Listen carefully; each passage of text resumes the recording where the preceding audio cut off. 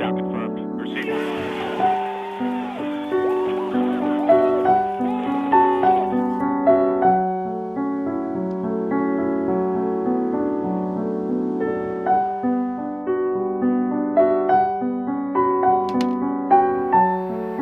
It's one small step for man,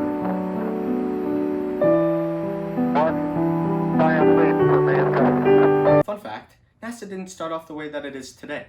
It used to be known as the National Advisory Committee for Aeronautics, or NACA for short. The organization had less than 25 people to its name, and to be frank, no one really noticed they existed. Hey! Their main goal was to promote academic and government cooperation on war-related projects during World War I. At this point in time, other countries had this, and the US had this. So if it came down to aerial combat, it would probably come to something like this.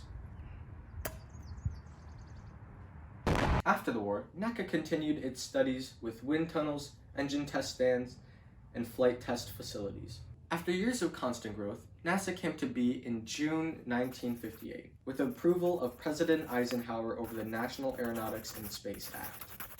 NASA has had many great accomplishments, lots of them being during the space race. And if you don't know what that is, it was pretty much the US and the Soviets having an argument over who could touch the moon first. Okay, maybe it was a bit more complicated than that, but just know that neither of them were willing to back down. Two examples of projects to come out of the space race are Project Mercury, which put humans into orbit, and Project Gemini, which researched the effects of zero gravity on the body. What's happening?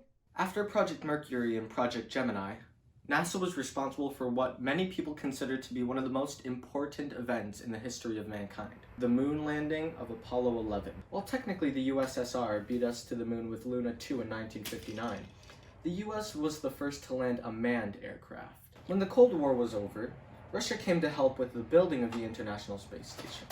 It was fully functional in 1993 and has been ever since. It produced tons of useful information about what life is like in zero gravity. Not again. In 2012, the Curiosity rover was sent to Mars and successfully landed.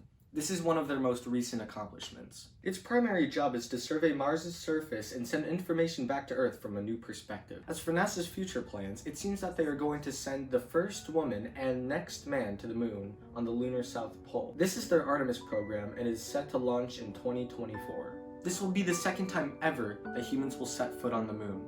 And I'm just happy I'll be alive for something so monumental.